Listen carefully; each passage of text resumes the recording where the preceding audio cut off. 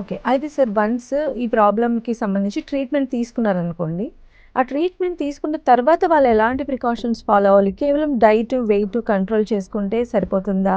ఎలా ఉంటుంది సార్ తర్వాత లైఫ్ స్టైల్? ఫస్ట్ మనం ఫ్యాటీ లివర్ డయాగ్నోస్ చేసినాక అండి దాన్ని ఫస్ట్ సివియారిటీ అసెస్ చేస్తాం. ఇంతకుముందు చెప్పుకున్నట్టు వాళ్ళ లివర్ ఫంక్షన్ టెస్ట్ ఎట్లా ఉన్నాయి, కొలెస్ట్రాల్ ఎట్లా ఉంది, స్టిఫెనింగ్ అంటే గట్టితనం ఏమైనా మొదలవుతుందా, ఫైబ్రోసిస్ దారితీస్తుందా, సిరోసిస్ దారితీస్తుందా, అవన్నీ చూస్తాం. అవన్నీ చూసినాక దెన్ మనం చేసేది ఏంటంటే ఈ గట్ హెల్త్ ఇంప్రూవ్ చేయడానికి కొన్ని మెడిసిన్స్ కానీ లైఫ్ స్టైల్ కానీ ఇవన్నీ చెప్తుంటాం అనమాట.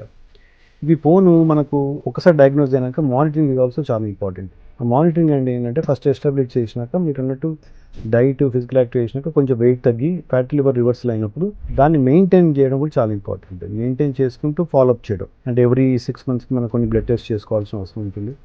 ఎవ్రీ 6 monthsకో 1 yearకో అల్ట్రాసౌండ్ కానీ ఫైబ్రోస్ స్కాన్ కానీ చేసుకునే అవకాశం ఉంటుంది. అది చేసుకున్నట్టయితే ఈ ఫ్యాటీ లివర్ వల్ల వచ్చే కాంప్లికేషన్ రాకుండానే మనం దాన్ని అరికట్టవచ్చు అన్నమాట.